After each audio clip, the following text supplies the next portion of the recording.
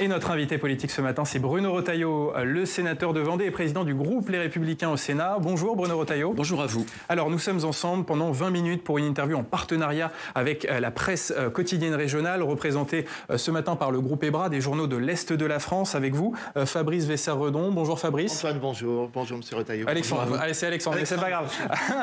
Vous n'avez pas l'habitude. Alors on va commencer évidemment, Bruno Retailleau, par évoquer le grand meeting de Valérie Pécresse qui était censé relancer sa campagne. C'était hier au Zénith de Paris. Est-ce que pour vous, l'objectif a été atteint? Est-ce que ça va créer une nouvelle dynamique?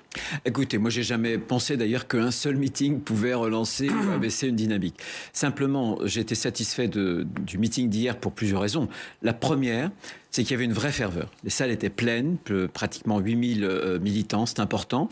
Mais surtout, on avait un discours sur une ligne de droite qui est assumée. Un discours de vérité. Elle a dit qu'on ne pouvait pas continuer à travailler de moins en moins. On ne pouvait pas non plus continuer à dépenser de plus en plus. Et puis, elle a donné du sens à toutes les mesures qu'elle avait égrenées depuis 2 mois.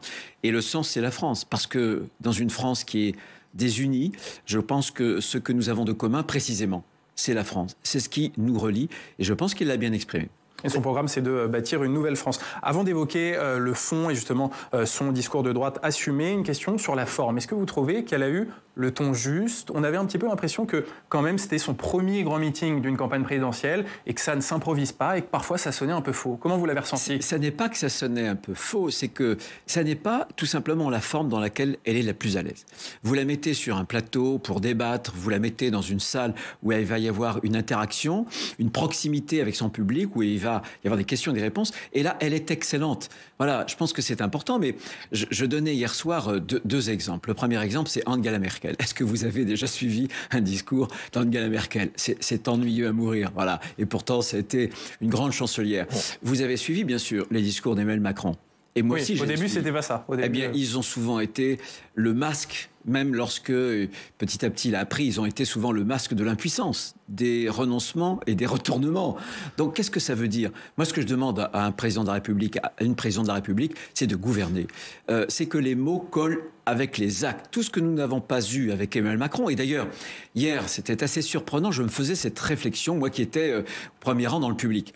Valérie Pécresse, hier, elle a annoncer ce qu'elle fera pendant 5 ans, pendant que Emmanuel Macron, lui, annonce le contraire de ce qu'il n'a pas fait depuis 5 ans. Au fil des semaines, Bruno Retailleau, ce meeting d'hier, enfin des jours, a été présenté comme le meeting de la dernière chance. Hein? C'est stupide. Ouais, vous pensez que c'est stupide? Ouais, c'est stupide. Mais franchement, reportez-vous à toutes les autres élections. Il n'y a jamais eu un meeting qui a pu décider du sort d'une élection présidentielle. Ça, c'est archi faux. Je ne sais pas où ça a été installé, peut-être même parfois dans nos propres rangs. Oui. Mais je pense qu'une campagne électorale présidentielle, c'est une forme de liturgie républicaine, bien sûr. Les meetings, ça compte. Mais il nous reste 2 mois. Et je pense qu'il faut convaincre, d'autant plus qu'il y a un état particulier de l'opinion. Les Français sont un peu distanciés par rapport à la politique. Il y a eu un excellent sondage du Cevipof il y a quelques jours qui montrait l'extrême méfiance, voire défiance des Français vis-à-vis de la politique. Bien, moi, je pense que justement, le lyrisme des discours, les Français sont blasés. Ce qu'ils veulent désormais, ce sont des actes. Et je pense que ce que porte en elle Valérie Pécresse, avec cette volonté de faire, F-E-R et F-A-I-R-E, correspond, est accordé avec cette ère du temps, cette méfiance, et elle porte une forme de pragmatisme. C'était faire, c'était le slogan de votre candidat François Fillon, on le rappelle. Oui, c'est vrai, c'était le slogan de François Fillon. Alors, vous savez... Alors vous disiez les axes sont importants, mais les mots aussi justement, et pour la première fois Valérie Pécresse a utilisé hier le mot grand emplacement, qui est un concept clé du programme d'Éric Zemmour. Est-ce qu'elle a bien fait d'utiliser ce mot? Non mais c'est incroyable. Alors là, pour vous, ça n'a pas de signification. Mais non, mais qu'est-ce qu'elle a dit? Elle a dit, justement, il n'y a pas de fatalité. Ni grand remplacement, ni grand déclassement. Elle a dit l'inverse. Et maintenant, vous êtes un certain nombre de commentateurs à lui faire un procès qui est un procès totalement... Je fais pas de procès. Non, ouais. Non, je vous réponds. Bien sûr. Alexandre Poussard, vous inquiétez pas, je suis pas en train de vous critiquer, vous. Mais j'écoutais ce discours. Je sais ce qu'elle a dans sa tête. Donc voilà, c'est tout. Simplement, oui, il y a un problème en France, c'est qu'on a perdu totalement le contrôle de l'immigration. Vous prenez tous les chapitres de l'immigration, que ce soit sur le soin, que ce soit sur l'asile, que ce soit sur le regroupement familial, etc., etc., On est un des pays les plus accueillants d'Europe, le pays sans doute le plus accueillant d'Europe. L'an dernier, il n'y a jamais eu autant de titres de séjour de délivrés en France. Et Emmanuel Macron aura été ce président de la République, contrairement d'ailleurs à tous ses collègues des autres pays européens, qui aura facilité le regroupement familial. Donc oui, il faut reprendre la maîtrise des flux migratoires. C'est une urgence, c'est ce que demandent les Français. Et d'ailleurs, elle s'est engagée, et nous modifierons la Constitution pour le faire, à faire très très rapidement, dans les 200 jours, un référendum sur cette question, parce que c'est une question qui a bouleversé la société, et on a toujours tenu à l'écart de cette question-là, importante, les Français. Donc Valérie Pécresse, selon vous, a eu raison de reprendre ces termes qui sont d'ordinaire très utilisés, plutôt utilisés par la famille d'extrême droite. D'abord, il n'y a pas de tabou. Ensuite, elle peut prononcer les termes qu'elle choisit. Et enfin, elle l'a prononcé dans une autre acception. Tout simplement pour dire qu'elle refusait qu'il y ait à la fois un grand remplacement et un grand déclassement. Donc on marche sur la tête. Mais là encore, et c'est important pour elle, il faut lutter contre la police de la pensée, médiatique ou politique. Ça, c'est fondamental. Les gens en ont marre du politiquement correct. Et c'est parce que la droite a eu peur de ce politiquement correct, parce que la droite a vécu sous l'hégémonie médiatique, intellectuelle de la gauche, qu'on a perdu des électeurs, parce qu'on a baissé le regard, on a courbé les chines. Eh bien, désormais, plus jamais ça. Une droite, une ligne de droite assumée. C'est ce qu'elle a fait hier. Et avec un discours de fermeté vis-à-vis du port du voile, je vais la citer. Pour moi, le voile n'est pas un vêtement comme un autre. C'est un signe de soumission. Moi, présidente de la République, aucune femme ne sera soumise. Marianne n'est pas une femme voilée.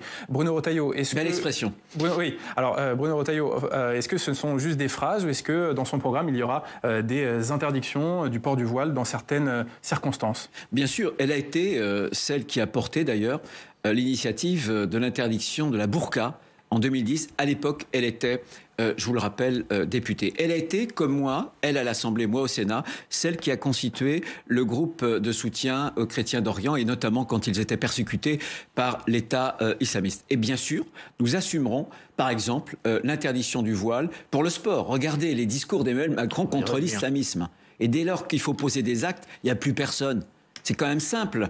Il y a des hijabeuses qui sont des militantes qui veulent imposer ce signe qui est un signe d'apartheid sexuel, qui est un signe de sa soumission de la femme, et toute la Macronie se couche, regardez la cacophonie au gouvernement. Nous l'interdirons. Nous interdirons aussi dans les piscines, dans des lieux fermés, comme elle l'a fait d'ailleurs. Récemment, d'ailleurs, elle est allée au tribunal pour cela, pour les lieux notamment de baignade qui sont des lieux fermés. Nous interdirons ces signes ostentatoires. Les sorties scolaires aussi, c'était une mesure défendue par la droite. Bien sûr, les sorties scolaires, c'est aussi au programme. Donc, nous serons intraitables avec l'islamisme qui est en train de gangréner la France. Aujourd'hui même, vous le savez, s'ouvre le procès des assassins et des complices, surtout, puisque les 2 assassins sont morts, du père Hamel. Donc, il y a une tentative en France, sur le sol français, d'imposer la charia. Samuel Paty est mort parce que, justement, certains ont voulu imposer la charia et ont voulu lui faire payer sa liberté d'expression, la liberté que chaque enseignant a pour enseigner précisément les jeunes Français. Elle soutient également la construction de murs ou de barrières aux frontières européennes. Là aussi, on a l'impression que c'est un peu une nouveauté dans son discours. On l'entendait beaucoup dans le programme d'Éric Zemmour. C'est aussi un élément de droitisation de son programme? Non, elle a raison. Regardez ce qui s'est passé. Et elle est allée, d'ailleurs, Gérard Larcher est allé avant elle. Il pourrait dire la même chose que ce que je vous dis ce matin. En Grèce, notamment sur les îles qui sont en première ligne. Ils ont divisé par 8 l'immigration clandestine. Comment ils ont fait? Ils ont dressé, c'est vrai, des défenses, des barrières physiques, et puis des centres où on accueille les immigrés de façon humaine, mais on les retient dans ces centres lorsqu'ils n'ont pas vocation à s'implanter durablement en Europe. Bien sûr qu'il faut de la fermeté, parce que quand on n'a pas de la fermeté, quand on laisse la place au laxisme, on dégage la voie à toutes les mafias qui font le trafic d'êtres humains. Donc l'enfer est pavé de bonnes intentions, trop souvent. Et tous ceux qui voudraient, les no borders, qui veulent supprimer les frontières, en réalité, apportent leur aide à ces mafias qui vivent et qui récoltent des milliards d'euros. Il y a eu un certain nombre de chiffres qui ont circulé. Donc il faut la fermeté pour décourager ces flux. Là encore, M. Erdogan, l'autocrate biélorusse, l'a fait. On voit qu'on a des guerres asymétriques. Il ne faut pas être naïf. Nous ne serons plus naïfs. Nous avons été trop longtemps naïfs. Et c'est vrai que le roi de la naïveté, en l'occurrence, de ce point de vue-là, c'est Emmanuel Macron. Alors dans ce discours, Valérie Pécresse, je le disais, a utilisé certains mots qui sont souvent employés par Éric Zemmour, mais elle n'a pas cité nommément le candidat du parti Reconquête. En revanche, lui, dans son discours la veille en Côte d'Or, eh bien, il a un peu attaqué Valérie Pécresse. Je le cite, Valérie Pécresse n'est pas de droite, c'est une technocrate de centre-droit qui ne vaudra pas mieux que le centre-gauche d'Emmanuel Macron. Qu'en dites-vous, Bruno Retailleau? Non mais ça c'est Éric Zemmour. Ce que je dis simplement, c'est que ne nous trompons pas. Parce qu'elle a quand même cette image de centre-droit, Valérie Pécresse. Toutes celles et ceux qui ne veulent pas qu'Emmanuel Macron fasse un second quinquennat doivent voter Valérie Pécresse. Elle est la seule de très très loin. Tous les sondages le disent lorsqu'elle est au second tour. Et nous battrons Emmanuel Macron. En revanche, celles et ceux qui vont voter Marine Le Pen ou M. Éric Zemmour apporteront une chance de plus à Emmanuel Macron de prolonger pour un second mandat sa présidence. Et ça, pour moi, c'est clair. Par ailleurs, Éric Zemmour, je suis désolé, on demande à un électricien d'être formé, on demande à un plombier d'être formé. Et un président de la République, on peut s'improviser. Moi, je n'y crois pas du tout. Il ne gouvernera pas, il apporterait beaucoup plus de désordre que d'ordre, de discorde que d'unité française. C'est un intellectuel et il fait parfois des constats qui sont des bons constats. Simplement, il y a un esprit de système. Et un intellectuel, un esprit de système, ça méconnaît souvent la complexité des choses humaines. D'où les erreurs qu'il a pu connaître sur l'inclusion des handicapés, d'où, vous savez, ces enfants juifs qui avaient été massacrés par Mohamed Merah à Toulouse. À chaque fois, vous voyez, ça révèle quelque chose. Et encore une fois, on ne s'improvise pas. Vous semblez ménager, Bruno Retailleau. Vous ménagez un peu Éric Zemmour. Est-ce que vous auriez, par exemple, la crainte d'une diabolisation du personnage et de son électorat ? Écoutez, j'ai toujours considéré que la moraline en politique, c'était pire que tout parce que ça ne fait pas avancer les choses. On a une expérience maintenant de plus de 30 ans avec le Front National puis le Rassemblement National. La stratégie, droite et gauche confondue souvent, ça a été finalement la diabolisation. Et alors ? On n'a fait que renforcer. Non, moi je pense qu'il faut démontrer aux Français, sans ostraciser les Français qui votent pour tel ou tel ne sont pas des parias. Ce sont souvent d'ailleurs des gens qui ont été déçus par la droite. On a le droit de leur parler et de les respecter. Et je pense que quand on est au politique, on doit respecter l'adversaire, même quand on n'est pas d'accord avec lui. En revanche, là aussi, il faut dénoncer soit les écarts de langage ou alors les fausses solutions. Voilà. Regardez, les 10 000 € par enfant en milieu rural, c'est du grand n'importe quoi. Moi, je veux une politique et j'ai reproché à la gauche qu'elle défasse l'universalité des allocations familiales. Les allocations familiales, c'est quand on a un enfant, quel que soit le revenu, quelle que soit la situation. La gauche, François Hollande, puis Emmanuel Macron a dit non, quel que soit le revenu, ça va dépendre. Donc on a cassé cette politique familiale.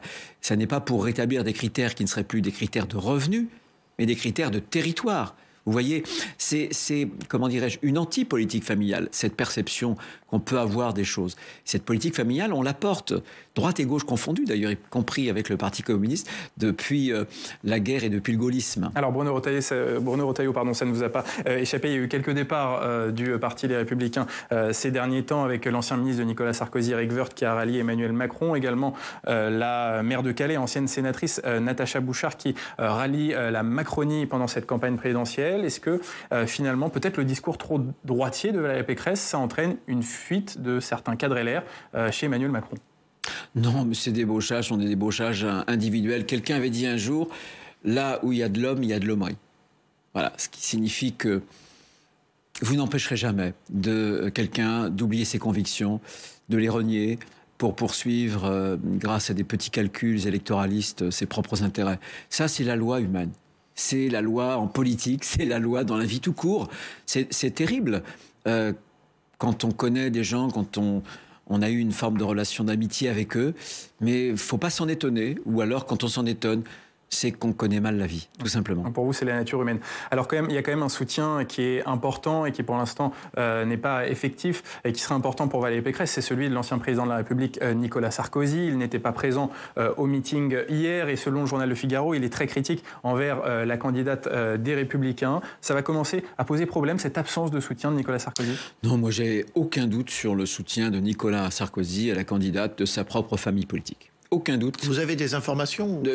Je le vois tout à l'heure, vous voyez, parce que Oui. j'ai été chargé de ce travail des 100 jours ou des 200 jours, et il a, lui, et il y en a peu dans son cas, l'habitude de cet exercice du pouvoir. Donc je veux essayer de confronter les quelques idées que je peux avoir et les soumettre à son avis. Mais je n'en doute pas du tout. Je ne le vois pas du tout. Vous allez essayer de le convaincre de soutenir Valérie Pécresse? Non, j'y vais tout simplement parce que je me pose un certain nombre de questions pour organiser les premières semaines, les premiers mois du quinquennat de Valérie Pécresse, et je pense qu'il peut être très très utile. C'est à Nicolas Sarkozy qu'on prête le nom de Christine Lagarde pour un futur poste de Premier ministre à Matignon, dans le cadre d'un deuxième mandat d'Emmanuel Macron. Vous en pensez quoi? Rien du tout. Plus dit que fiction, rien du tout. Rien du tout. Bruno Retailleau, une question sur l'actualité cette semaine au Sénat. Vous évoquez l'affaire des hijabeuses. C'est ce collectif de femmes voilées qui demande le droit de jouer au foot depuis 2020, car la Fédération française de football l'interdit jusqu'à aujourd'hui. Et dans une proposition de loi sur la démocratisation du sport, les sénateurs de droite veulent interdire le port de signes religieux dans les compétitions sportives. Ils ont raison. Ça avait été voté au Sénat en première lecture, enlevé par l'Assemblée nationale. Cette semaine, vous allez le réintroduire dans le texte? Bien sûr. Comprenons les choses. Il y a un grand combat contre l'islamisme. C'est le combat de notre génération. C'est un totalitarisme. Or, on sait, grâce à des universitaires, je pense à Bernard Rougier, les territoires conquis, voilà, de la République, eh bien, je pense que l'entrisme désormais, ce sont les stades, ce sont les terrains de sport. C'est un fait établi par des universitaires. Or, le sport doit être ce rêve d'universel, doit être ce rêve d'égalité entre les hommes et les femmes. Et je crois que aucun signe religieux ostentatoire n'a sa place dans les stades. Essayons de préserver la charte olympique, l'esprit du sport, qui est une grammaire universelle. Voilà, qui est un langage, il n'y a pas d'espéranto. Le seul espéranto qu'il y ait sur tous les 5 continents, voilà, sont les règles d'un match de foot, d'un match de basket, etc. Et ne polluons pas avec des signes religieux ou même politiques d'ailleurs, ce moment qui est un moment humain important. Justement, est-ce que le sport n'est pas un moyen d'émancipation et pourrait intégrer ces femmes voilées, les sortir des quartiers, voilà, les émanciper? C'est extraordinaire. Vous me ressortez la rhétorique des frères musulmans ou des salafistes en disant mais ils ont bien le droit de porter le hijab, le voile. Allez dans les pays qui sont dirigés par des frères musulmans et vous verrez ce qu'il en est de la liberté. Non, ils sont intelligents, c'est-à-dire qu'ils retournent les idéaux de la démocratie contre la démocratie. Mais une fois de plus, il ne s'agit pas d'une guerre religieuse, il s'agit simplement d'un combat politique.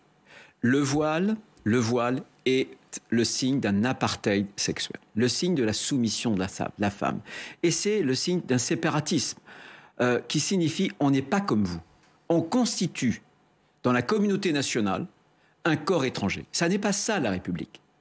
La République, c'est quelle que soit sa religion, quelle que soit sa condition sociale, quelle que soit la couleur de sa peau, participer au même espace civique. Mettre à l'écart des particularités. Le communautarisme, l'islamisme, c'est au contraire exalter ce qui vous sépare du reste de la population. Eh bien, on doit mener ce combat. Ce combat, il n'est pas seulement policier, judiciaire, il est culturel. C'est ce qu'Emmanuel Macron, d'ailleurs, n'a pas compris. Il faut être ferme. C'est un combat qui concerne désormais les esprits. C'est ce que nous apprend, d'ailleurs, le meurtre, l'assassinat du père Hamel. On sent d'ailleurs qu'il y a des divisions sur ce sujet du voile dans le sport au sein même du gouvernement, avec une Elisabeth Moreno qui est pour le port du voile dans le sport et en faveur de ces hijabeuses, et Jean-Michel Blanquer, Marianne Chapa, qui dénoncent la religion dans ces compétitions sportives. Mais c'est en même temps, quoique Jean-Michel Blanquer, je me souviens, a toujours refusé. Lorsqu'on a voté, par exemple, l'interdiction des signes ostentatoires religieux pour les sorties scolaires, il a toujours refusé. Donc vous savez, tout ça est une apparence. Et Emmanuel Macron, on en revient au fameux discours. À quoi ça sert des discours? À quoi ça sert une présidence verbeuse, une présidence bavarde, si c'est pour que les mots tombent par terre et ne correspondent pas aux actes? Je pense que les Français veulent autre chose. C'est peut-être que Valérie Pécresse pourrait leur offrir. On va évoquer une autre actualité, Bruno Retailleau, celle du convoi de la liberté qui a été mobilisé en France ce week-end, notamment à Paris. Il y a eu beaucoup de tensions sur les Champs-Élysées avec une centaine de personnes interpellées. Là, cette semaine, le convoi de la liberté se dirige à Bruxelles pour se réunir avec d'autres convois européens. Est-ce qu'on est en train de vivre peut-être le début d'une nouvelle crise des Gilets jaunes? Écoutez, on a un pays qui est très éruptif. Et moi, en réalité, ma crainte, elle est la suivante. J'ai vécu, vous le disiez tout à l'heure, la campagne il y a 5 ans. Il y a eu l'agenda judiciaire qui a percuté l'agenda démocratique et on n'a pas eu un vrai débat. Là, Emmanuel Macron est candidat, bien sûr, mais il ne veut pas faire campagne. Il se met sur l'Olympe, Jupiter, en contre-champ de tous les autres candidats, pour, en réalité, échapper à son bilan. Mais si on n'a pas de campagne, 5 ans après, qu'on n'ait pas eu de campagne, alors ce sont des graines de colère. Je pense que le débat démocratique en sortira amputé, et lorsque le débat démocratique est inexistant, à ce moment-là, les gens ne parlent pas à travers des urnes, mais c'est souvent la violence de la rue qui prend le relais. Pour vous, la question des Gilets jaunes n'a pas été réglée? Non, malgré les mesures annoncées. Elle n'a pas été réglée parce que moi j'aurais voulu que parmi ces grandes promesses, le président de la République souhaitait réconcilier les Français au point qu'il souhaitait effacer le clivage traditionnel entre la droite et la gauche.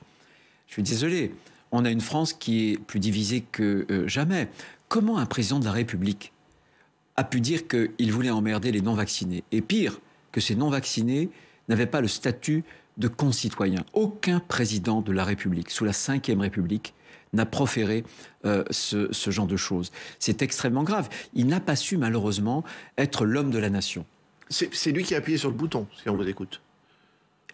Les Gilets jaunes, c'est Emmanuel Macron. D'ailleurs, nous l'avions dénoncé au Sénat. Vous savez que dans le PLF, nous sommes au mois de décembre, je crois, 2017, quand on vote le projet de loi de finances, et on se rend compte qu'il y a des dizaines de milliards d'euros dans une trajectoire de fiscalité sur le diesel, etc. Et on avait dit à l'époque, méfiez-vous, vous pourriez avoir les bérets rouges. On s'est trompé de couleur, on s'est trompé de vêtements. Les bonnets rouges. Mais les bonnets rouges, pardon. On avait très clairement dit que, attention, il y avait une limite à ne pas franchir, et on avait mis en garde le gouvernement. C'était le gouvernement, d'ailleurs, d'Édouard Philippe. Bruno Retailleau, justement, sur cette opposition au pass vaccinal, on a une vingtaine de sénateurs, les Républicains, qui signent une tribune dans le journal Le Figaro pour demander immédiatement la levée du pass vaccinal et pas début avril comme c'est annoncé par le gouvernement. Vous n'avez pas signé cette tribune, hein, j'ai bien cherché dans les signatures. Vous êtes en désaccord avec cette tribune? Non, mais on a des sénateurs qui n'avaient pas voté le pass sanitaire et qui n'avaient pas voté le pass vaccinal. Une vingtaine sur 150, croyez-moi, sur ce genre d'histoire, c'est normal. Chacun peut exprimer ses souhaits et ses choix. Moi, je pense que le moment viendra bientôt qu'on puisse lever les contraintes. Ça commence, je vous rappelle que dans quelques jours, vous pourrez, Alexandre Poussard, aller en boîte de nuit si vous êtes vacciné. Il y a un allègement du protocole pour l'école. Moi, je pense que le pass vaccinal n'a pas vocation à durer. Je ne veux pas qu'on installe les Français dans la société du contrôle permanent. C'est la raison pour laquelle nous avons confié à la Commission des affaires sociales, présidée par Catherine Deroche, des pouvoirs de commission d'enquête pour voir si le pass vaccinal est toujours adapté à la situation épidémique.